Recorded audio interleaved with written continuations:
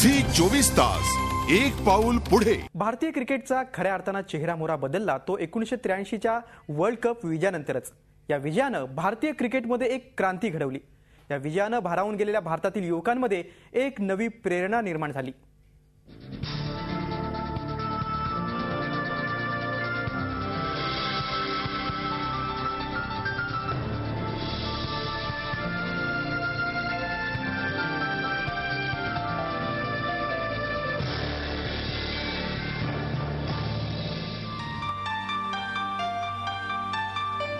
पंचवीस जून 1983 ची सकाळ भारतीय टीमसाठी नवी सकाळ घेऊन आली। केवळ 8 तासांमध्ये भारतीय टीम जगभरातील सर्वात मोठी टीम बनली। त्या दिवशी ग्राउंडवर उपस्थित असलेल्या गॅरी सोबर्सकडे एक क्रिकेट रसिक ऑटोग्राफ मागायला आला होता। सोबर्सनं त्याला सांगितलं की आज भारताचा दिवस आहे आणि खरोखरच तो भारताचा दिवस होता।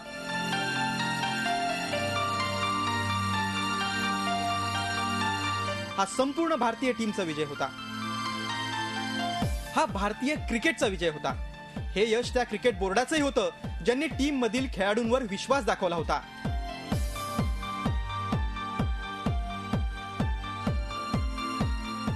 जो खेळ भारतीयांनी इंग्रजांकडून शिकला त्यांच्याच भूमीवर टीम विजयी पताका फडकावून परतली।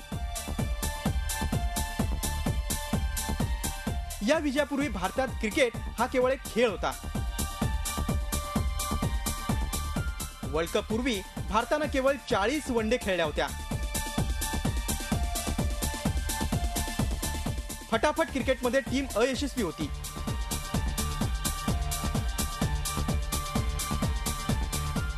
जेव्हा एकापाठोपाठ एक पराभव पत्करावे लागले तेव्हा जगभरातील चाहत्यांबरोबरच भारतीय चाहते देखील वनडे क्रिकेट आणि भारतीय टीमला नाकं मुरडत होती। मात्र या विजयानं भारतीय क्रिकेटची दिशाच बदलून टाकली। कपिल देव आणि त्याचे साथीदार नॅशनल हिरो बनले। क्रिकेटमध्ये ग्लॅमर आलं।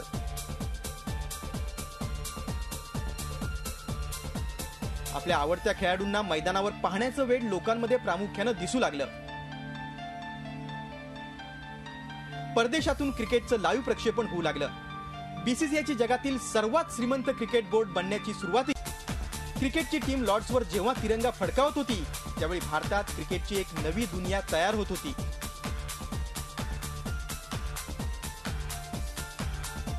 करिअरच्या प्रश्नावर लहान मुलं इंजिनियर, डॉक्टर, कलेक्टर बरोबर क्रिकेटर हे उत्तर देऊ लागली होती।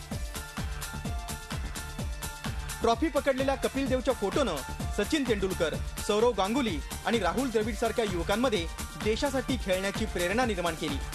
भारतीय क्रिकेटचा सध्याचा दबदबा त्या विजयामुळे निर्माण झालेला आहे। Bureau report, Zee Media, Mumbai.